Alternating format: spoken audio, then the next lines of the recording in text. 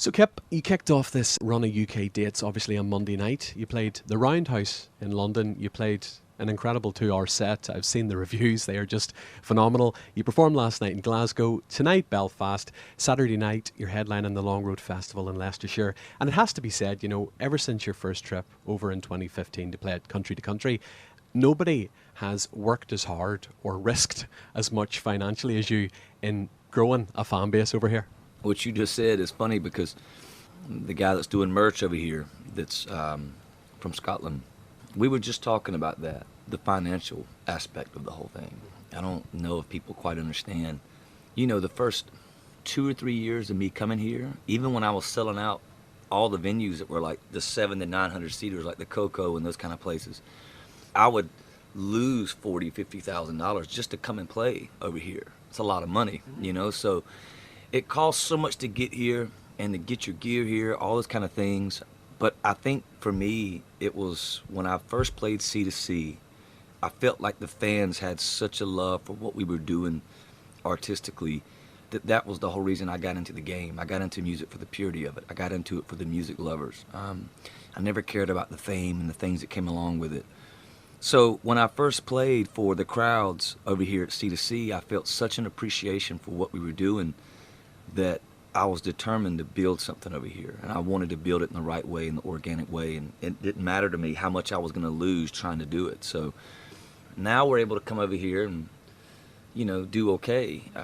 We've been really dedicated to this part of the world and trying to show our appreciation for them the same way they have for us. Towards the end of last year, you obviously went out in America on the Acoustic Room to Spare tour. You brought it over to the UK in May. I know you're resuming it again in America next month. And you've spoken about the different dynamic that whole thing has brought to you as a performer and the band, and just how tight it's made the sound. When you've got a bunch of electric guitars turned up to 10 on stage, you can disguise a few mistakes sometimes. When you're all acoustic, every note is going to stand out. You have to be super tight. And I think that us being in that kind of mindset and having to rearrange the songs and come up with new melody structures to make the songs come to life in the acoustic format, and knowing that we had to really be on our game every single night. It had to be tight because it was going to stick out like a sore thumb if it wasn't. There's nothing to hide behind.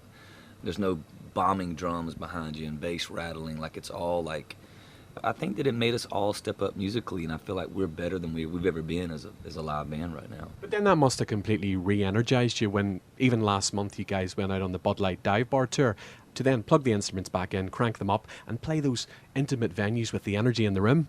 I did those small rooms for so many years that was kind of like riding a bicycle, going back into that. But yeah, I mean, I just feel like for us, we have a renewed energy from the acoustic tour. The acoustic tour gave us a lot of new life, and we can't wait to get back to it. And then when we do that for a while, we'll be excited to get back to the full band thing. I think it's really cool that we've allowed the fan base to fall in love with a new way of presenting the music. So now we can take a break from doing things a certain way, and we can try a new thing here and there. So I think that's the beauty in this fan base, is it's a young audience but a mature audience. That's a precious thing when you can combine the two of those. And the new single, She's Mine, you wrote this song about 10 years ago with Dan Cooch and Scott Stepikoff. I believe at one point it was going to be the lead single for Wild Ones, but it was just a matter of capturing the raw energy as the way you heard the song in your head on the record. Yeah, I mean, like, sometimes you just miss. You just can't find the magic mojo that you're hearing in your head. All the edges had become refined, and it was polished feeling. I just didn't like anything about it. When I got done, I was so disappointed with what we had captured that I just decided to pull it from the whole project. So here I am now, 6 years since I've done Wild Ones. So yeah, I tried to record that song 6 years ago, and now it's finally coming to life. You've spoken to me in the past about the challenges when you're a perfectionist in balancing your expectations against reality. I think what highlights that is the fact that you told us that the new album was finished and now you've gone back to working on it. A little bit of this got misconstrued. I did think I was done, but it's not a matter of me prolonging the process. The record's not coming out regardless until March. So my deadline has always been December to finish this record.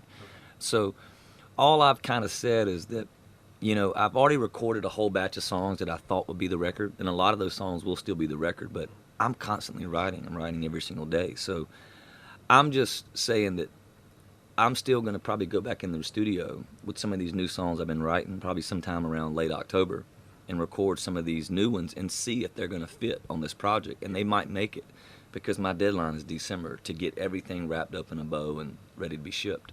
Cam performed in Belfast on Sunday night, and before the show she spoke very open and honestly with me about the challenges women face within the politics of country radio in the States. You've spoken about this yourself in the past. You know, the fact that you can come here and sell this place out, are you satisfied with that, knowing that if you want to, you can do this for another 20 years and we'll come with you? Or do you still strive to be CMA Entertainer of the Year? I think that the nature of my inner being is always striving to be better at what I do. I don't strive for accolades, though.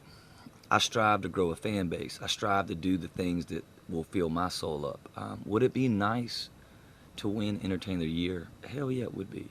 But it's not something like a goal that I have written on a chalkboard, and it's not something that's going to define me. What drives me is what's happening right now. The fact that we just sold out Belfast, and this is our first time coming here, and the fact that we've built something that's very real and tangible. And I think that's the main thing, is that we have a fan base that is so tangible, it's so real, and we know that they're coming with us and they're growing with us.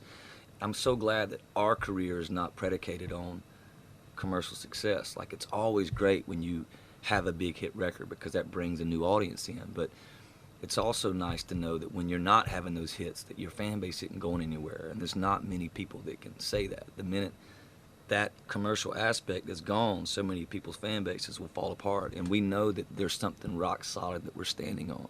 I loved your episode of And the Writer Is with Ross Golan, particularly when you talked about paying songwriters fairly for album cuts and not just singles. That was fascinating to me, and you talked about how streaming services they're diluting the creative aspect because everybody's kind of following a template of what's hot in that moment. I mean, do you see that changing anytime soon? You know, I will say that I'm making a good living, but there was a time when I was barely getting by, and I was just a writer. So I still have a heart for those guys, and I'm still a writer at heart. So I'm trying to do what I can to look out for those guys. It's not my responsibility to write them a check. I know it's not, but somebody's got to do something. So I'm trying to take the lead, and I'm hoping that some artists that are making a killing out there will get on board and try to take care of some of these writers that are just getting these album cuts, because the main poison that it's causing within the town of Nashville is that writers used to just go in a room trying to write a great song, and the writing was top notch, the lyrics were top notch, album cuts were still a big deal when I first moved to town. Well, now people are only trying to write a hit single. They have that process in mind when they go in a room, is if I don't have a hit single out of this, then it's pointless. So it's diluting the whole writing process, which is in turn diluting the whole musical process. There's still great music being made, but that headspace is a poisonous headspace to me to be in, and I feel bad for the writers because it's not their fault. Like, they're trapped and forced in that corner.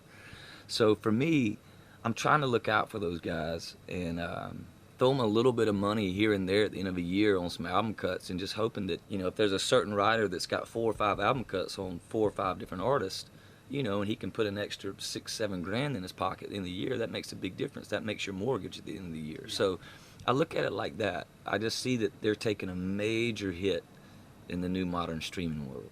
And final question, we kind of have touched on this. I just want to say, you know, there are few people who could come here, I think maybe Bruce Springsteen, Eric Church or John Mayer, and just play whatever and people love it. There's a lot of people have woken up to your music in Belfast because of the success and how quickly the show has sold, and they come to me and they'll say, introduce me to Kip Moore. What is the song or the songs that you're most proud of? I would say Guitar Man. I would say Crazy One More Time off the Up All Night record. And I would say Plead the Fifth.